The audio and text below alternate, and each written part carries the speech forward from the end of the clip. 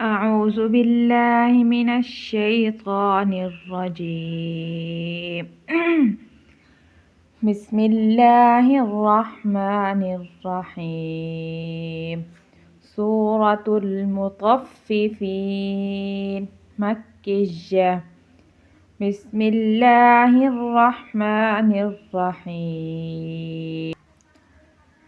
ويل للمطففين الذين إذا اكتالوا على الناس يستوفون وإذا كالوهم أو وزنوهم يخسرون ألا يظن أولئك أنهم مبعوثون ليوم عظيم يوم يقوم الناس لرب العالمين. كلا إن كتاب الفجار لفي سجين